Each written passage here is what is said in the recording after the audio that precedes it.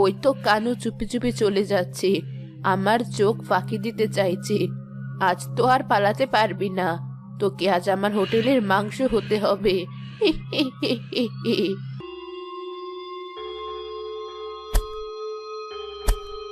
কানুর মাংস কাটা শেষ, এবার ওকে আমার মশলা দিয়ে রান্না করার পালা।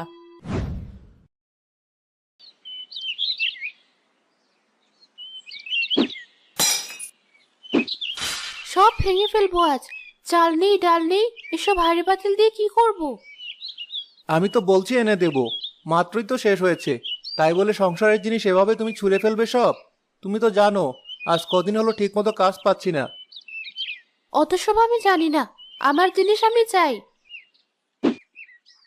আহ, তাই বলে শেষ পর্যন্ত তুমি আমার উপর হাঁড়ি ছুঁড়ে মারবে? কোনোদিন আমি তোমাকে কিছুই বলি না, তোমার সব রাগ আমি চুপচাপ সহ্য করি, কিন্তু এটা আমি মেনে নিতে পারলাম না। চললাম আমি। যাও, যেদিকে চোখ চলে যায় যাও, তোমার মতো মানুষের দরকার নেই।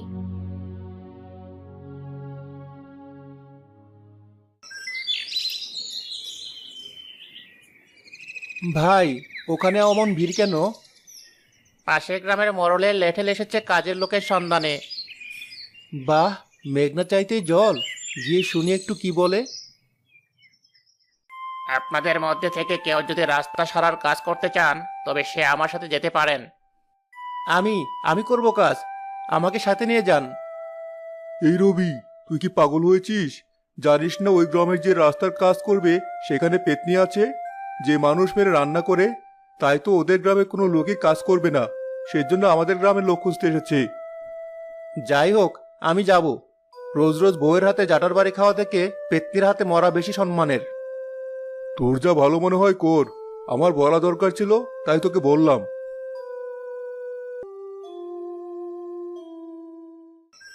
তুমি তাহলে কাজ করবে? আমাদের কিন্তু আর কোনো লোক নেই, তোমাকে একা একাই করতে হবে। ওখানে তোমাকে থাকার মতো একটি ছোট ঘর করে দেওয়া হবে, আর খাওয়ার ব্যবস্থা তোমার নিজেরই করতে হবে। টাকা নিয়ে চিন্তা করো না, প্রতিদিন 1500 করে টাকা পাবে। ঠিক আছে, থাকি আগে, তারপর না হয় একটা ব্যবস্থা করা যাবে। আজকের মধ্যে আমার থাকার ঘরটা শুধু করে দিন। বেশ, বিকেলের মধ্যে হয়ে যাবে।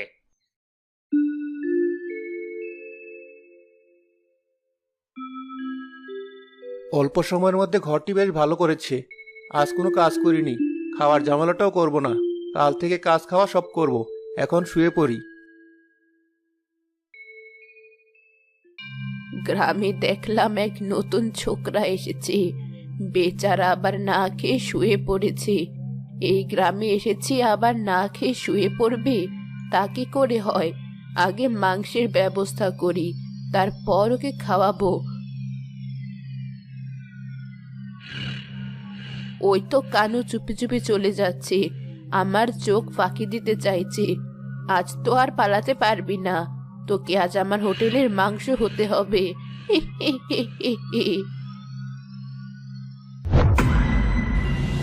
ওরে পেতনি, ছাড় ছাড়, আমাকে ক্ষমা করে দে, আমার ভুল হয়ে গেছে। তোর কোনো ক্ষমা নেই।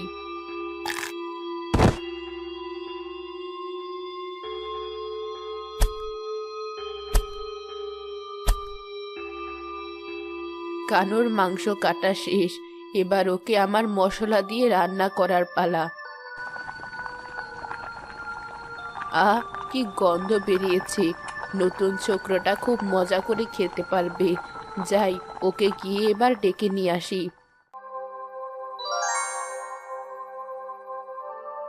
ভাই, আপনি কি ঘুমিয়ে পড়েছেন?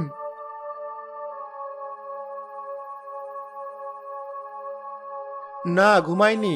কেন, কি হয়েছে? মোড়ল আপনার খোঁজ নিতে বললো। আপনি খাওয়া দাওয়া করছেন কিনা? নতুন মানুষ আপনি, কিছুই তো ভালো করে চেনেন না। আসলে কাল টাকা পেয়ে খাবো ভাবছি। তার করতে হবে না, সামনে এক ছোট থুপড়ি আছে। বাইরে থেকে দেখে খুব একটা বোঝা না গেলেও ওটা একটা হোটেল, বুড়ো বুড়ির হোটেল। খুব মজা খাবার, আপনি গিয়ে খান। টাকা এখন না দিলেও চলবে, বলবেন কাল টাকা দেবেন। ঠিক আছে, যাচ্ছি তাহলে আমি। খিদেও লেগেছে ভালোই।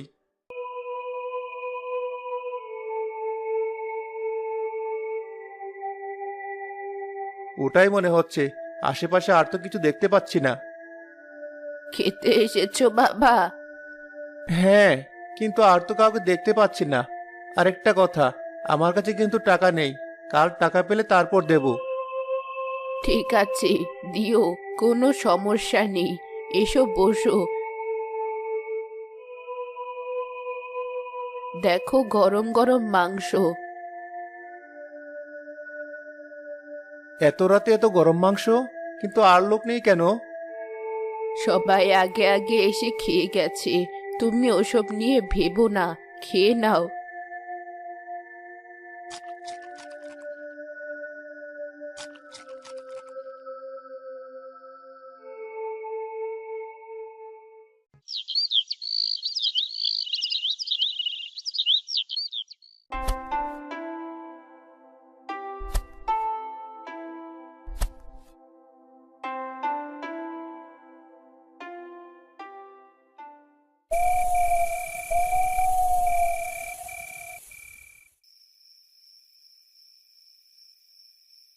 সারাদিন খুব খাটাখাটনি গেল। কোথায় ভেবেছিলাম বুড়ির টাকাটা শোধ করে দেব আর বাজার থেকে নিজে সব কিনে এনে রান্না করে খাবো, কিন্তু তার হবে না। এত ক্লান্ত শরীর নিয়ে আমি আর কিছুই করতে পারবো না। বুড়ির ওখানে খাই, বলে আসবো যতদিন থাকবো ততদিন ওনার ওখানে থেকেই খাবো। এসেছো বাবা, আমি তো তোমার অপেক্ষায় ছিলাম। কালকের কিছু মাংস বেঁচে ছিল, সেটাই তোমার জন্য রান্না করে রেখেছি। এই বুড়ির কথাগুলো কেমন অদ্ভুত লাগে আমার, কিন্তু কোনো কিছু বুঝতে পারছি না। যাই হোক, আমি আমার মতো খেয়ে নেই। এই যে বুড়িমা, আপনার টাকা। থাক বাবা, একবারে দিয়ে দিও, প্রতিদিনই তো আসবে। আপনি কি করে জানলেন? জানি জানি, সব জানি। আমার এখানে কেউ একবার খেলে সে আর না খেয়ে থাকতে পারে না। এই কথা সত্যি, আপনার রান্নার তুলনা করা মুশকিল। সত্যিই এমন রান্না খাইনি। বেশ, আমি তাহলে আসি।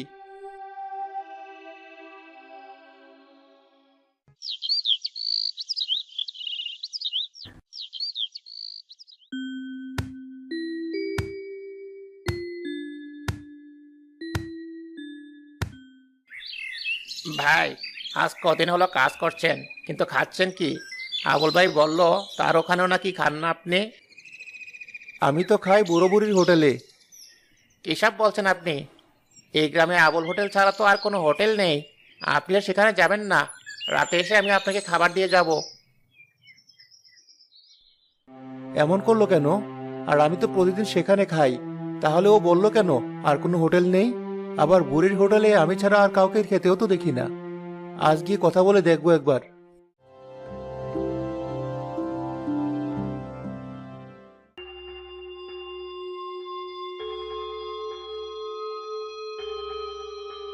আজ তোমার চোখ মুখ এমন দেখাচ্ছে কেন বাবা?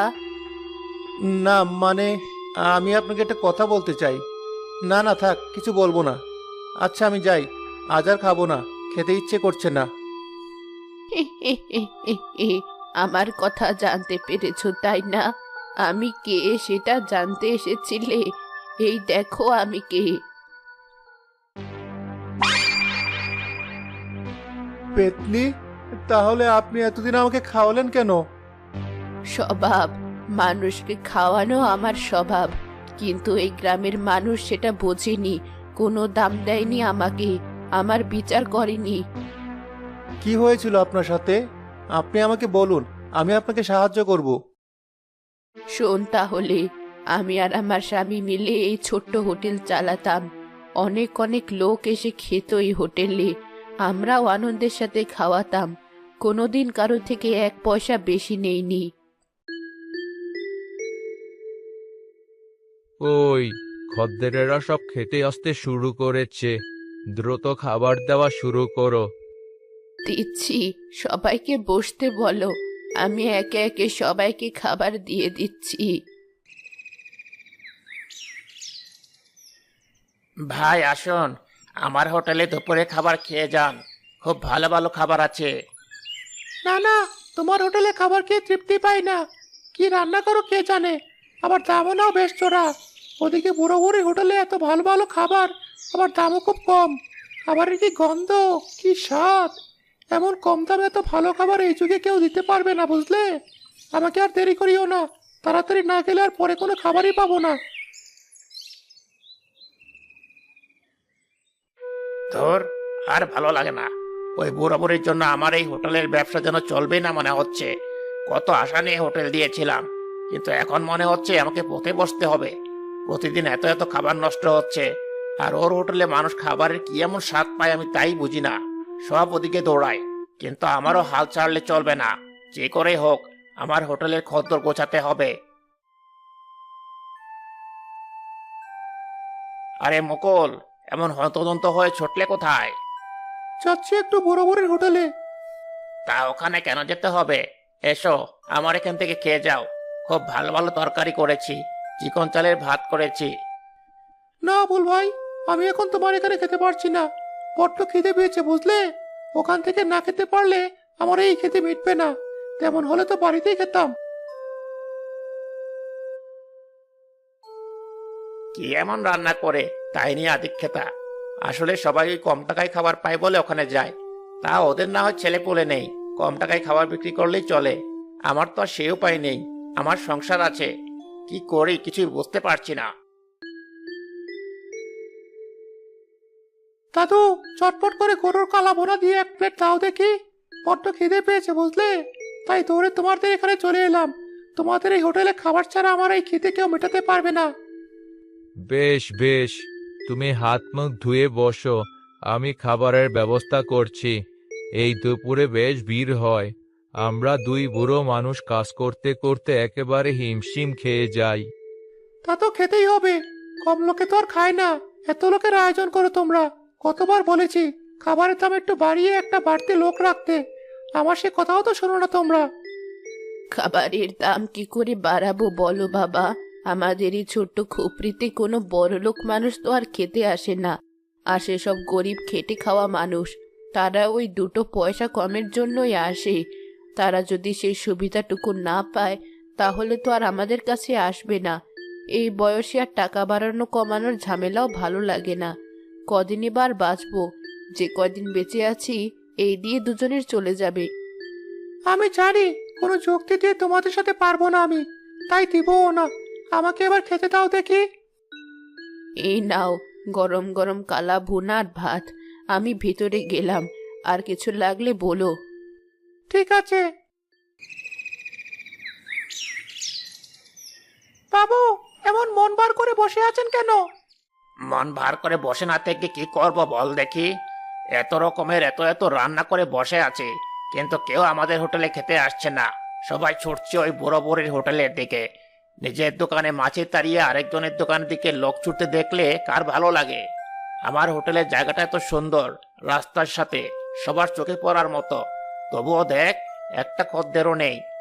কিন্তু বুড়ো বুড়ির হোটেল সেই জঙ্গলের দিকে, যেতেই ভয় লাগে। তার উপর আবার হোটেল বলতে ওই ছোট্ট ভাঙ্গা খুপড়িটা, তাই সেটা নাকি আবার খাবারের হোটেল। ওখানে ওরা থাকে, ওখানেই খাবার বিক্রি করে, তবুও ওদের খদ্দেরের অভাব নেই। আর এদিকে আমি সবকিছু ঠিকঠাক করেও দিনের পর দিন লস করে যাচ্ছি। আমার কিছুই ভালো লাগছে না, বুঝলি? সেটা কারোরই লাগার কথা নয়। আমি বলি কি, আপনি এই ভাতের হোটেলের ব্যবসা ছেড়ে দিন। না হলে এভাবে চলতে থাকলে আপনি কিন্তু পথে বসে যাবেন। ওরা বুড়ো মানুষ, কতদিনই বা বাঁচবে? ওরা যতদিন বেঁচে আছে ততদিন আপনি অন্য একটা ব্যবসা করুন। আর ওরা মরে গেলে তারপর আবার না হয় ভাতের হোটেল দিয়েন। গ্রামের মানুষদের তখন না চাইলেও আপনার থেকে বেশি টাকা দিয়ে খেতে হবে। চুপ কর বোকা। ওই বরাবরের জন্য নাকি আমি আমার শখের ব্যবসা ছেড়ে দেব? কথা ভেবে চিন্তে বলিস না। তবে একটা কথা তুই ঠিকই বলেছিস, ওরা মরে গেলে আমার আর কোনো সমস্যা থাকবে না। বিশেষ করে বুড়োটা না থাকলেই বুড়ি আর এই ব্যবসা চালাতে পারবে না, আর আমারও কোনো সমস্যা হবে না। সে তো ঠিক আছে, কিন্তু বুড়ো কবে না কবে মরবে, ততদিন আপনি কি করবেন? বুড়োকে মরতে হবে না, আমরা মারবো বুড়োকে। কি বলছেন এটা? আমরা মারবো মানে? হ্যাঁ, আমরা এই বুড়োকে মারবো। নিজের ব্যবসা বাঁচাতে এটুকু তো আমাকে করতেই হবে। আর একসাথে দুজনকে তো আর মারবো না, একজনকে মারবো। ওরে না হয় বুড়িকে প্রতিদিন কিছু টাকা ভিক্ষে দেবো খাবারের জন্য। শোন, কোনো কথা বাড়াস না আর। আজ রাতেই যাব ওই বুড়োকে শেষ করতে। আপনি ভেবেচিন্তে বলছেন তো? গ্রামের মানুষ জানতে পারলে কি হবে আমাদের বলুন তো? কি আবার হবে? কিছুই হবে না। আমার ক্ষমতা সম্পর্কে এই গ্রামের সবার জানা আছে। কেউ আমার বিরুদ্ধে একটা কথা বললে তারও বুড়োর মতো অবস্থা করব।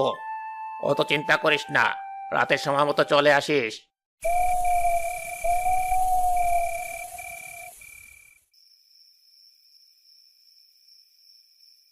এবার ঘুমিয়ে পড়ো, সারাদিন অনেক খেটেছো।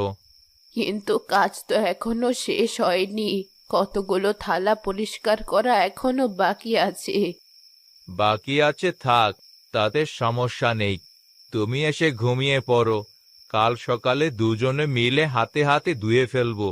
না হলে এটা সেটা করতে করতে রাত শেষ হয়ে যাবে, কিন্তু তোমার কাজ হবে না।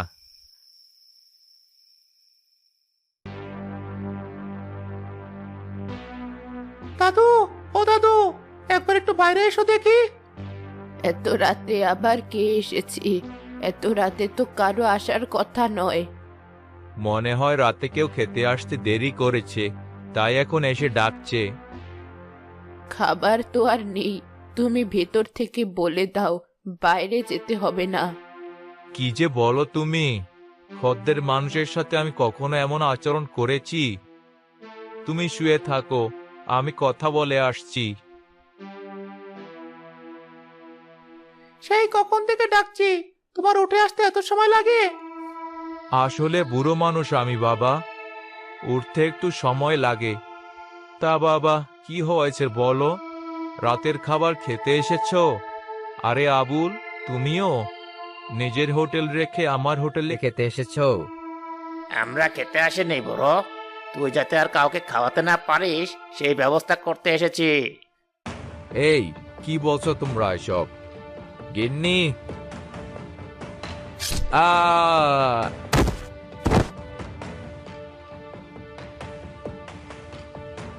চল তাড়াতাড়ি, কেউ দেখার আগে। কি হলো তোমার? এই কেন? এই আবুল, তোর এমন দৌড়ে পালাচ্ছিস কেন? কি হয়েছে তোমার? কথা বলছো না কেন? ওরা আমার স্বামীকে মেরে চলে গেল, তোরা এমন কাজ কেমন করে করলি? কেন করলি? ওটো, কথা বলো। কি ব্যাপার, সকাল থেকে সবাই বুড়ো দাদুর বাড়ির দিকে কেন যাচ্ছে? আজ কি স্পেশাল কোনো খাবার আছে? কিন্তু এমন হলে তো আমি জানতাম। আমাকে সবার আগে বলতো, নাকি বলতে ভুলে গেছে? এমন হলে সবার মুখে আলাদা ভাব থাকতো, কিন্তু সবার মুখ তো দেখছি খুবই গম্ভীর হয়ে আছে। কেউ কোনো কথা বলছে না। কি হলো? এত না ভেবে নিজেকে একবার দেখে আসি। মোড়ল মশাইও দেখছি ওদিকে যাচ্ছে। মোড়ল মশাই, কি হয়েছে বলুন তো? সবাই এমন গম্ভীর হয়ে বুড়ো দাদুর বাড়ির দিকে যাচ্ছে কেন? কথা না বলে চলো, গেলেই সব দেখতে পাবে। তোমরা সবাই শুধু আমার স্বামীর লাশ দেখে চলে যাচ্ছ কেন? ওই কানু আর আবলকে ধরে নিয়ে এসো, ওরা আমার স্বামীকে মেরে ফেলেছে। মুকুল, তুই এসেছিস বাবা? দেখ, কেউ আমাকে কোনো সাহায্য করছেন না, তুই কিছু কর। মোড়ল মশাই, আপনিও তো এসেছেন, আমি নিজে চোখে দেখেছি ওই কানু আর আবুল আমার স্বামীকে মেরে ফেলেছে, আপনি বিচার করুন। কেঁদো না বুড়িমা, সব বিচার হবে। তুমি তো নিজের চোখে দেখেছো, আমরা গ্রামের সবাই মিলে বিচার করব। তুমি কোনো চিন্তা করো না। এখন এসব কথা না বলে বুড়োর শেষ কাজটুকু চলো শেষ করি। এভাবে আর কতক্ষণ ফেলে রাখবে?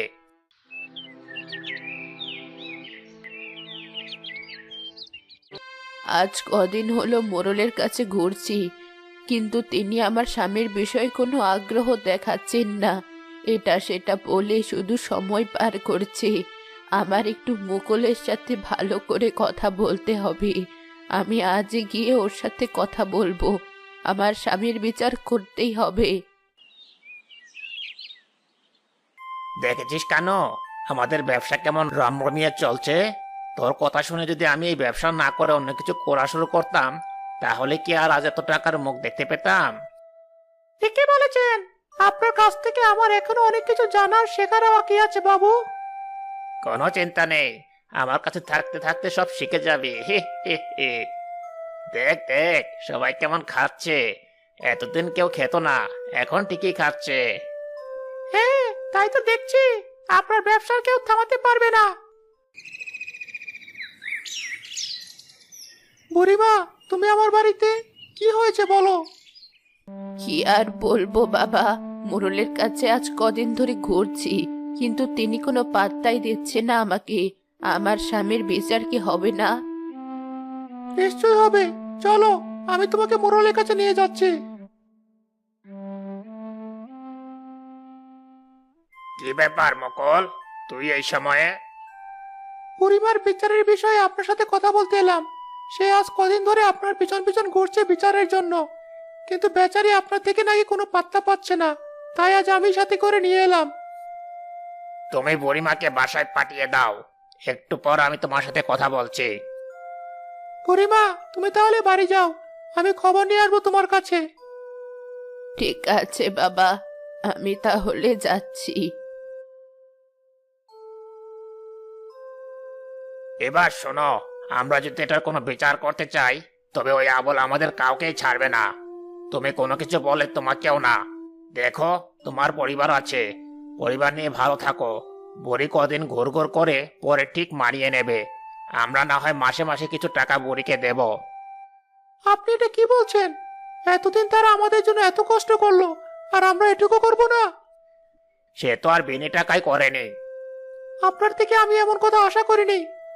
তারা খাবারের যে টাকা নিয়েছে তার নাম মাত্র। দেখো, এত কথার দরকার নেই। আমি এই বিষয়ে কিছুই করতে পারবো না। তোমার যদি পরিবারের প্রতি মায়া না থাকে, তবে তুমি করো।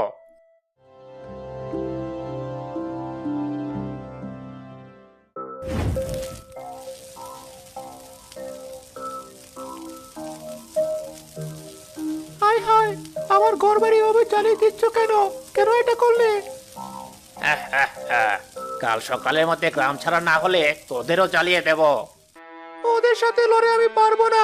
তার চেয়ে ভালো পরিমাকে নিয়ে অন্য গ্রামে গিয়ে থাকি। চলো বউ।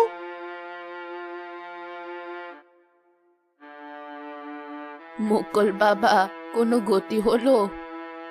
না বুড়িমা, তোমার জন্য কোনো গতি আমি করতে পারিনি। এই গ্রামের সব মানুষ কেমন যেন অমানুষ হয়ে গেছে। তারা তোমার কোনো বিচার করবে না। আমি করতে জোর করছি বলে আমাকে গ্রাম ছাড়তে হচ্ছে। তুমিও চলো আমাদের সাথে। আমার জন্য তোমাকে এত কষ্ট সহ্য করতে হচ্ছে, আমাকে তুমি ক্ষমা করে দাও বাবা। আগে জানলে আমি তোমাকে কিছুই বলতাম না। না না বুড়িমা, আমার কোনো সমস্যা নেই। যে গ্রামের মানুষগুলো এমন, সেখানে না থাকাটাই ভালো। এখন চলো তুমি আমাদের সাথে। এই বয়সে আর কোথাও যাব না বাবা, বুড়োর কবরের পাশেই থেকে যাব। তোমরা চলে যাও, এই হিংস্র মানুষদের সাথে থাকতে হবে না। এত করে বললে তবু বুড়িমা আমাদের সাথে এলো না, শুধু শুধু তার জন্য আমাদের গ্রাম ছাড়া হতে হলো। অমন কথা বলো না। আচ্ছা, বুড়িমার সাথে হয়েছে, কাল তা আমাদের সাথে হতে পারতো। এতটুকু নিরাপত্তার বিচার যেখানে নেই, সেখানে আসলে থাকা যায় না। চলো, আমরা যেখানে যাচ্ছি সেখানে গিয়ে নতুন করে জীবন শুরু করব।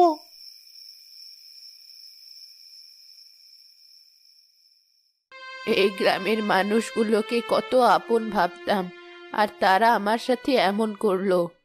আমার এমন লাগছে কেন? বুকের ভেতরটা এমন ব্যথা করে উঠছে কেন? কে আছো? একটু এদিকে এসো, একটু পানি দাও আমাকে।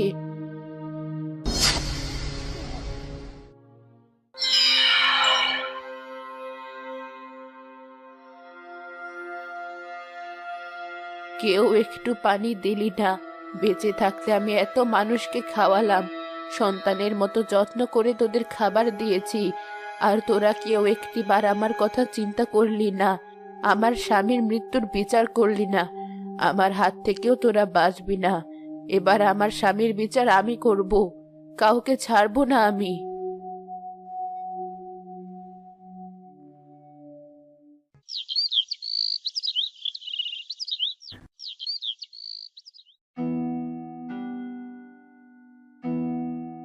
সাহেব, মুকুল গ্রাম ছেড়ে চলে গেছে, আর বুড়িও নাকি তার বাড়িতে মরে পড়ে আছে। খুব ভালো হয়েছে, পথের কাঁটা সব সরে গেছে।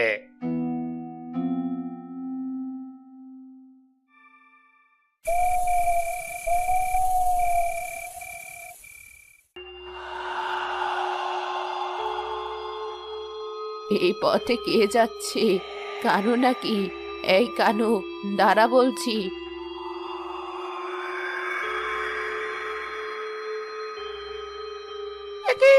বুড়ি অমন ওপরে ভাসছে কেন?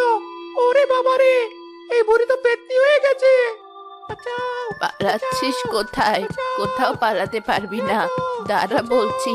কদিন আমার হাত থেকে দৌড়ে পালিয়ে বাঁচতে পারিস, আমি তাই দেখবো।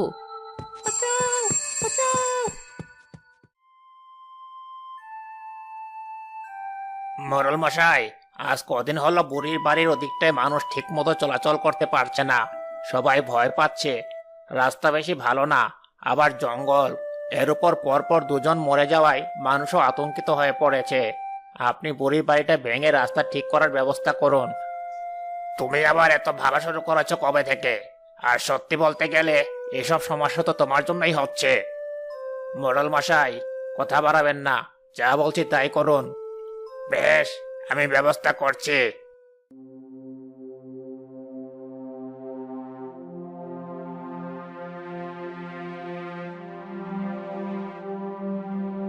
আবুল, অনেক বলেও গ্রামের ওই রাস্তায় কাজ করানোর কাউকে পেলাম না। কেউ কাজ করতে রাজি না। বেশ, তো পাশের গ্রামে খবর পাঠান, সেখান থেকে লোক এনে করান। লেঠেল, তুই গিয়ে পাশের গ্রাম থেকে লোক নিয়ে আয় কাজের জন্য। ঠিক আছে মোড়ল মশাই। এরপর সবই তো জানো তুমি। বেশ, আমি নিজে মুকুলকে সাথে নিয়ে থানায় গিয়ে কথা বলবো। এখন আসি।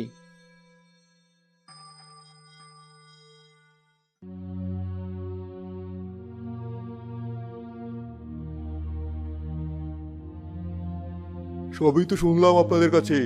এবার আমরা নিজেরা দেখব বিষয়টা, প্রমাণ পেলেই তাদের জেলে দেব।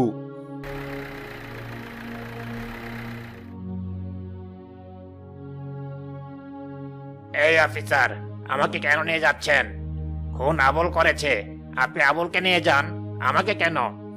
আপনি মোড়ল হয়ে বিষয়টা ধামাচাপা দেওয়ার চেষ্টা করেছেন, তাই এই শাস্তি আপনাকেও ভোগ করতে হবে। তুমি ফিরে এসেছো, আমি কথা দিচ্ছি আর কোনোদিন এমন রাগ করব না। আর এভাবে চলে যেও না। মনে রেখো কিন্তু।